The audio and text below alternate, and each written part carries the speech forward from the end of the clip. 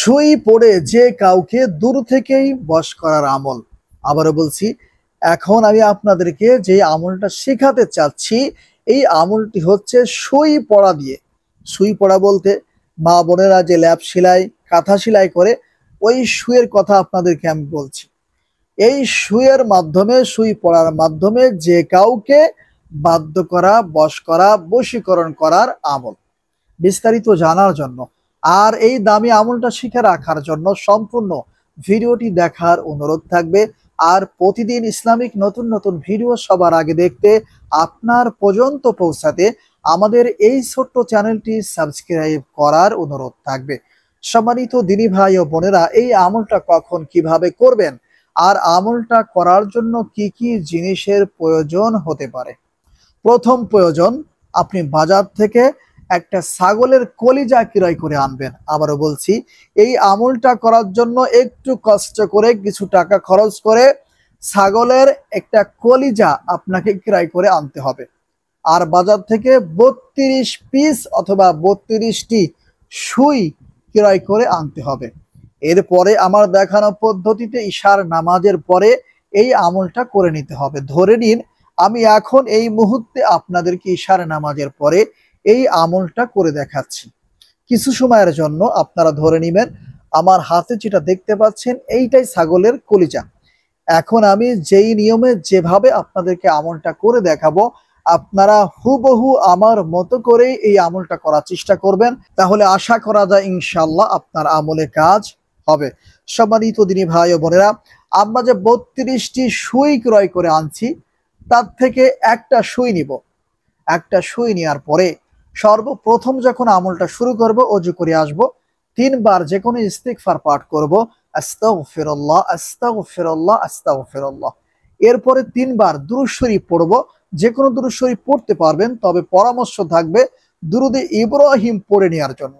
3 বার ইস্তিগফার দুরূদ শরীফ পাঠ করা হয়ে যাওয়ার পরে আমরা বাজার থেকে যে 32টি সুই ক্রয় করে আনছি, ওই জায়গা থেকে একটা সুই নিব। নেওয়ার পরে কোরআনের এই ছোট্ট আয়াতে কারিমাটি একবার পড়ব, যেমন বিসমিল্লাহির রহমানির রহিম ওয়া ইন্নাহু লিহুব্বিল খায়রি লাশাদীদ।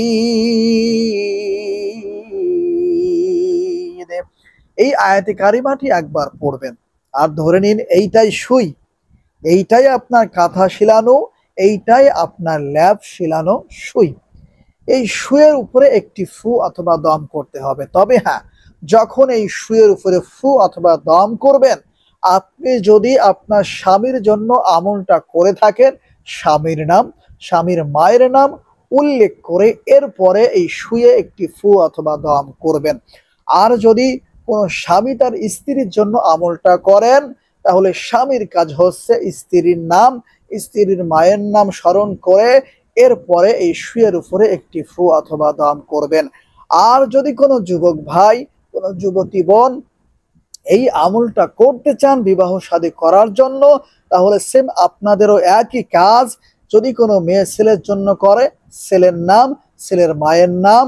আর কেউ যদি কোনো মেয়ের জন্য করে, তাহলে মেয়ের নাম, মেয়ের মার নাম উল্লেখ করে এরপরে এই সুয়ের উপরে একটি ফু অথবা দম করতে হবে। এই সুইটির কাজ আমাদের কমপ্লিট হয়ে গিয়েছে। এখন আমাদের কাজ হচ্ছে এই যে কলিজাটা, এই কলিজার মধ্যে এই সুইটাকে গেড়ে দিতে হবে। আর মনে মনে অথবা সজোরেও বলতে পারেন যে হে এই আয়াতে কারিমার মুআক্কিলগণ, অতি দ্রুত অমুকের কন্যাকে আমার কাছে হাজির করুন, আমার স্বামীকে হাজির করুন, আমার স্ত্রীকে হাজির করুন, আমার প্রিয়তমাকে হাজির করুন, আমার ভালোবাসার মানুষকে আমার কাছে হাজির করুন। এই নিয়মে একটা সুই যখন পড়া শেষ হয়ে যাবে, আর এই কলিজার মধ্যে যখন আপনি সুইটাকে গেড়ে দিবেন, সেই মুহূর্তে এই কথাগুলা বলার চেষ্টা করবেন ইনশাআল্লাহ।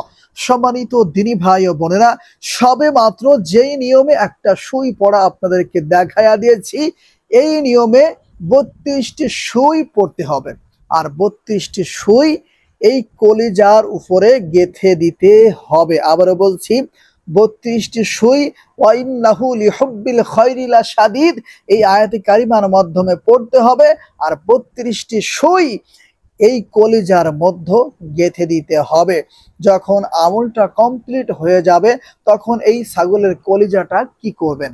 সম্মানিত দিনী ভাই ও বোনেরা, আমলটা শেষ হয়ে যাওয়ার পরে আপনাদের কাজ হচ্ছে কয়লার আগুনে এই কলিজাকে জ্বালাইতে হবে।